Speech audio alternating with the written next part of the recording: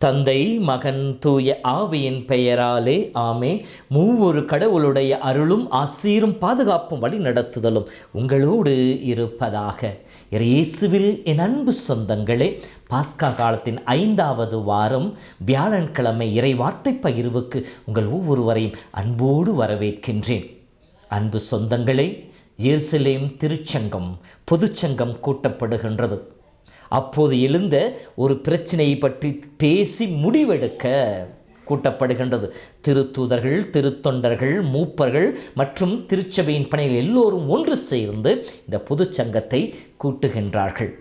தொடக்க கால திருச்சபையிலே கருத்து வேறுபாடுகளும் பிரச்சனைகளும் எழ ஆரம்பிக்கின்றன.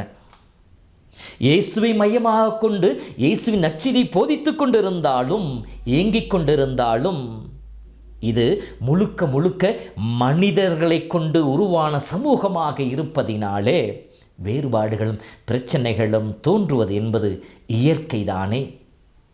வெவ்வேறு உதாரணங்களாம் சொல்லிக்கொண்டே போகலாமே. ஆதி திருச்சபையிலே கைம்பெண்கள் கவனிக்கப்படவில்லை என்று சொல்லி திருத்துவபணி 6:1 படிக்கின்றோமே. ஒழுக்க பிரச்சனை பற்றிய பிரச்சனைகள் எழுவதை பற்றி 1 Corinthians 7 காண்கின்றோமே.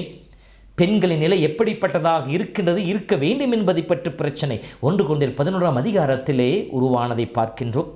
சபமந்தி பிரச்சனையும் 1 Corinthians 11 நாம் காண்கின்ற வெவ்வேறு பிரச்சனைகள் எழுகின்றன. அதை திருத்தூதர்கள் ஒன்று கூடி தூய ஆவியின் வழி நடத்துவதனாலே சுமூகமாக இறைவனுடைய திட்டத்திற்கு ஏற்றார் போல இறைமக்களை வழி நடத்துவதை காண்கின்றோம். அதை போலவே இந்த பொதுச்சங்கம் கூடுவதற்கு காரணம் என்ன என்று சொல்லி பார்க்கின்ற பொழுது, தொடக்க காலத்தில் புறவினத்தாரும் கிறிஸ்துவை ஏற்றுக்கொண்டு திருமுழுக்கு பெற ஆரம்பித்தார்கள். இப்படி திருமுழுக்கு பெறுகின்ற புறவின கிறிஸ்தவர்கள் விருத்த சேதனம் செய்து கொள்ள வேண்டுமா வேண்டாமா என்பதை பற்றி விவாதம் எழ ஆரம்பித்தது.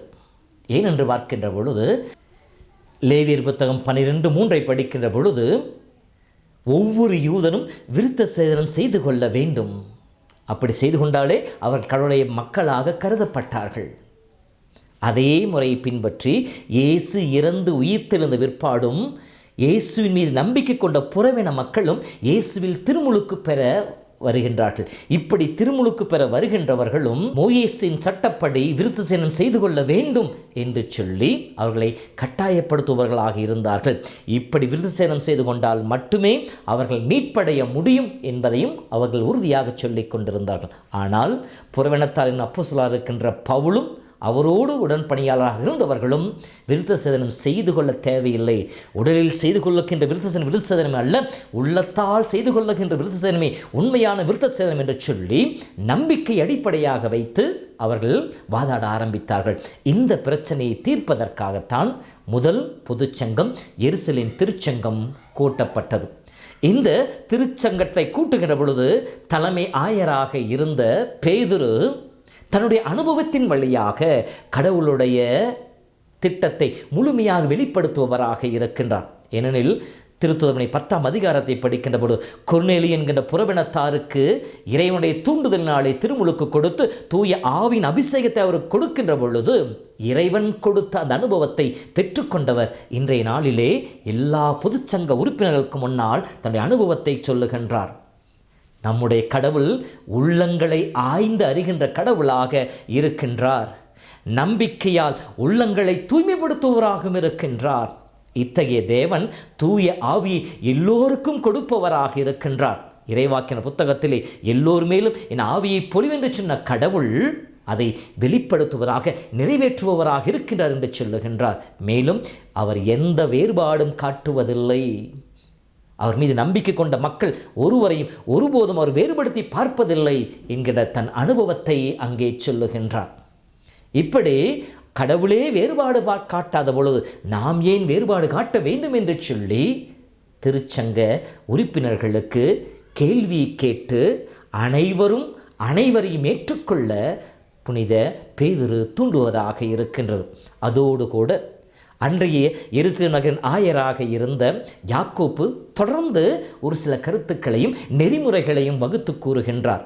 ஒன்று, ஆண்டவரே எந்த வேறுபாடும் பார்க்காத பொழுது நாம் ஏன் வேறுபாடு காட்ட வேண்டும், எல்லோரையும் ஏற்றுக்கொள்ள வேண்டும் என்று சொல்கின்றார். இரண்டாவதாக, கடவுள் சோர்ந்து போனவர்களை சுமைகளை இறக்கி வைக்கத்தான் தன்னும் அழைக்கின்றார். நாம் ஏன் மற்றொரு சுமையை அவர்கள் மேல் ஏற்றி வைக்க வேண்டும் என்று சொல்லியும் நாம் ஏன் கடவுளை சோதிக்க வேண்டும் என்று சொல்லுகின்றார். அப்படி என்றால் நாம் மக்கள் மீது சுமைகளை சுமத்துகின்ற பொழுது, பிறர் இயேசுவை நம்புவதற்கு தடையாக இருக்கிற பொழுது நாம் இயேசுவுக்கு சோதனையை கொடுப்பவர்களாக இருக்கின்றோம். ஆகவே நாம் அவருடைய சுமையை இறக்கி வைக்க வேண்டுமே ஒழிய பிறருக்கு சுமையாக இருக்கக்கூடாது என்று சொல்லி அந்த திருச்சங்கம் முடிவுக்கு வருகின்றது.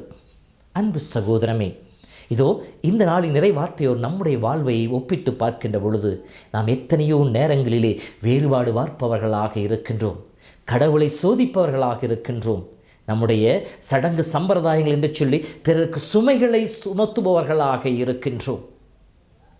சிந்தித்து பார்ப்போம். அனைத்தையும் தகர்த்தெறிந்து இயேசுவின் மீது வைக்கிற நம்பிக்கை மட்டுமே போதும். அவர் வாழ்க்கையிலே மாற்றங்கள் பிறக்கின்ற பொழுது அதுவே ஒரு வெளி அடையாளம் என்று ஏற்றுக்கொண்டு இறைமகன் இயேசுவில் அவர்கள் வாழ அவர்களுக்கு துணை புரிவோம். அத்தகைய அருளுக்காக இந்த நாளிலே ஜெபிப்போம்.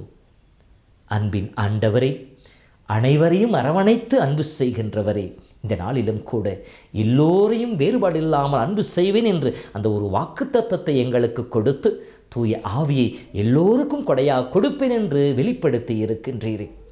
நாங்கள் பெற்றுக்கொண்ட அந்த கிருபைகளை நாங்களும் எந்தவித வேறுபாடை காட்டாமல் அனைவருக்கும் சமமாக பகிர்ந்து கொடுக்கின்ற, அனைவரையும் ஒரே உள்ளத்தோடு நேசிக்கின்ற மனிதர்களாக வாழ எங்களுக்கு கிருபை தருவீராக. நாங்கள் உம்முடைய பிள்ளைகளாய் உம்மை போலவே உம்முடைய மனப்பான்மையை பெற்றுக்கொண்டு எல்லோரையும் அன்பு செய்கிற எங்களுக்கு அருள் தருவீராக. அன்பின் தெய்வமே, உம்முடைய வல்லமையான கரம் இந்த நாள் முழுவதும் எல்லோர் மேலும் இருக்கட்டும். பாதுகாப்பையும் பராமரிப்பையும் பெற்றுக்கொள்ளட்டும். உம்முடைய சமாதானத்தின் ஆவி எல்லோர் மேலும் அசைவாடட்டும். அதன் வழியாக எல்லோரும் உமது அன்பிலே நிலைத்து அதில் மகிழ்ந்து அனுபவித்து அதன் வழியாக உம்மை மகிமைப்படுத்துவார்களாக. ஆண்டவர் உங்களோடு இருப்பாராக.